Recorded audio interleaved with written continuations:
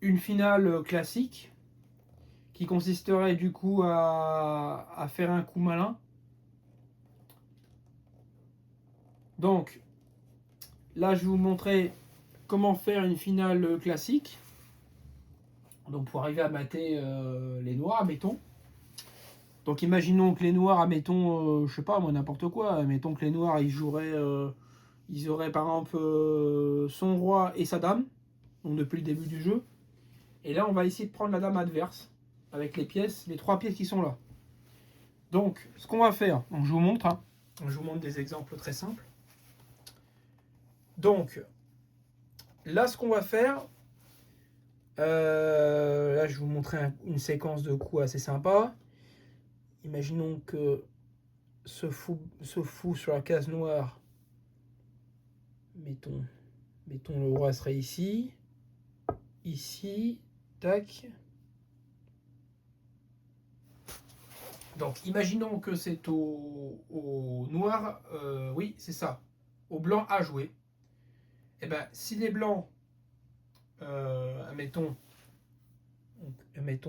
la dame blanche, elle serait ici. Non.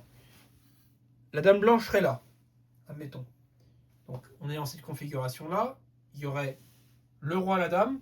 Imaginons que les noirs, admettons, ils jouent ce coup-là. Ah ben, ils ont très très mal joué.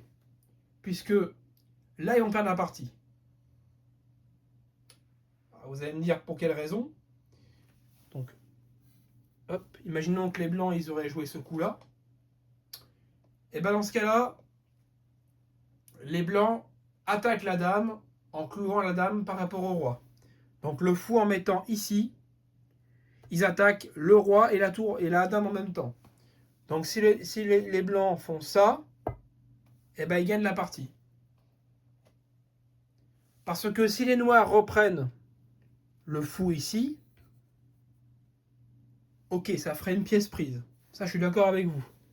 Mais comme la dame contrôle la case et défendait le fou, bah forcément, le coup suivant va être celui-là. Et là, bah, la dame noire a été prise. Et là, forcément, maintenant, qu'est-ce qui se passe? Bah, maintenant, les noirs ont plus de dames, donc ils peuvent plus se soustraire aux attaques des blancs. Donc à ce moment-là, bah, là, c'est aux noirs à jouer. Les noirs, bon, bah, mettons, jouer ça. Les blancs vont jouer ça. Les noirs, je sais pas, moi, mettons qu'ils jouent ce coup-là. Euh, les blancs, s'ils font ça, ils font échec. Donc les noirs, bon, ils sont obligés de contrer l'échec. Je vais enlever cette pièce-là qui nous embrouille, là. Hop, imaginons que les blancs font ça, ils mettent le roi noir en échec. Le noir doit s'enfuir. Enfin, le roi noir doit s'enfuir. Donc, imaginons qu'il joue ça. Le roi blanc se rapproche. Parce que je rappelle que le roi blanc doit se rapprocher pour faire échec et mat. Les noirs, mettons, je sais pas, moi, ils joueraient ce coup-là. Les blancs, bah, ils vont, mettons, jouer ça. Ils se rapprochent de l'échec et mat. Les noirs décident de jouer ça. Les blancs ici.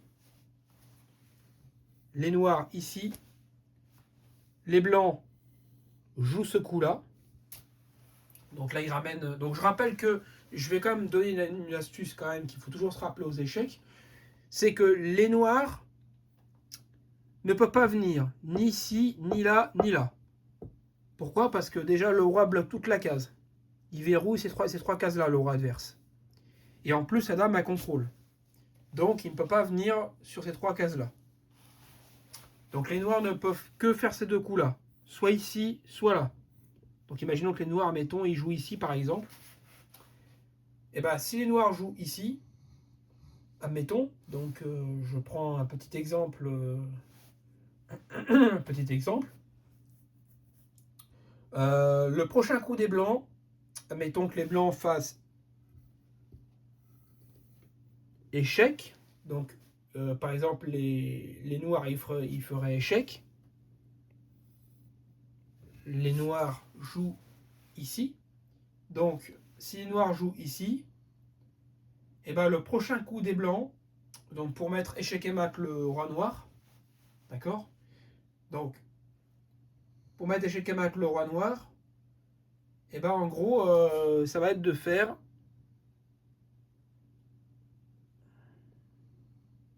le coup suivant pour mettre échec et mat serait ce coup-là. Et là, bah, échec et mat. Parce que les noirs n'ont pas d'autre pièce que celle-là. Donc aucune pièce ne peut venir prendre la dame qui est ici. Parce que si les noirs prendraient la dame, bah, ils n'ont pas le droit parce que les rois ne peuvent pas se rencontrer.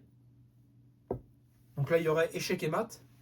Ils ne peuvent pas venir là non plus parce que s'il vient là, bah, il est contrôlé par la dame. Et s'il vient là, c'est contrôlé par la dame. Donc là, c'est totalement foutu pour les noirs. Voilà. Donc voilà un petit exemple d'échec et mat.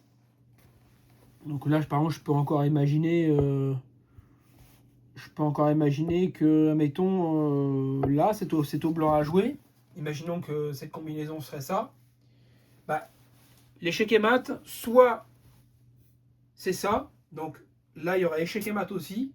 Parce que les noirs ne peuvent pas venir ici parce que c'est contrôlé par la dame. Et comme on a vu tout à l'heure, ils ne peuvent pas se rencontrer. Donc là, il y aurait échec et mat. Ou il y aurait aussi celle-là. Ça, c'est une position mat. Parce que ils ne peuvent pas prendre la dame. Parce que la dame est défendue par le roi. Ils ne peuvent pas venir là, ils ne peuvent pas venir là, ils ne peuvent pas venir là, ils ne peuvent pas venir là. D'ailleurs, échec et mat. Donc voilà un petit exemple d'échec et mat. Je peux encore imaginer que par exemple, j'aurais par exemple, je sais pas moi, une tour, mettons. Donc avec une tour, bah, c'est encore plus simple qu'avec le roi et la dame. Donc imaginons que c'est au blanc à jouer. Bah, si c'est au blanc à jouer, qu'est-ce qu'ils font?